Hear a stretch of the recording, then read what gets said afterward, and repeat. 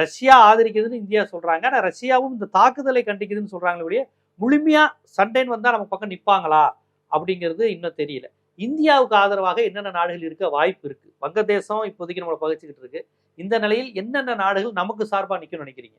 இல்லை, எந்த நாடுமே இன்னொரு நாடு சப்போர்ட் பண்றது இன்னைக்கு வந்துட்டு எப்படிப்பட்ட நிலை அப்படின்றது உக்ரைனை பார்த்தாலே தெரியும்.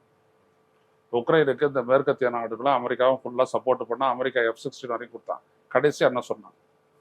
நீ உன்னுடைய இந்த ரேர் எர்த்னு சொல்லக்கூடிய அரிதான வளங்களை எல்லாம் எனக்கு விட்டு கொடுத்துருன்னு சொல்லி கையெழுத்து ஆகிட்டான். கிட்டத்தட்ட கூப்பிட்டு மிரட்டினாரு. கூப்பிட்டு மிரட்டினாங்க. இப்படிதான் நடந்துச்சு. அதனால உலக நாடுகளை பொறுத்த வரைக்கும் இன்னைக்கு இது பயங்கரமான ஒரு கமர்ஷியல் உலகம். யாருக்காகவும் வரவே மாட்டாங்க. அப்படி வருவாங்கன்ற அச்சம் இருந்துச்சுன்னம்னா, இந்த மாதிரி ஒரு வருஷமா வந்துட்டு போட்டு பாலஸ்தீனத்தை தாக்குவானா இஸ்ரேல்? சொல்லுங்க பார்ப்போம். அது எவ்வளவு பெரிய அட்டூழியம் அது. மக்கள் இருக்கக்கூடிய இப்போ இன்னைக்கு பார்த்தீங்க அப்படின்னா வந்துட்டு அந்த யூனிவர்ஸ் ஆஃப் ஒரு இடத்துல வந்துட்டு ஒரு நகரத்தின் மீது இருக்கக்கூடிய ஒரு மிகப்பெரிய ஆஸ்பத்திரியை அடிச்சு காலிப்பிட்டான். அதுக்கு முன்னாடி பார்த்தீங்கன்னா ஒரு மசூதியை குண்டு வச்சு தகர்க்கிறான். என்ன பண்ணுது உலக நாடுகள்?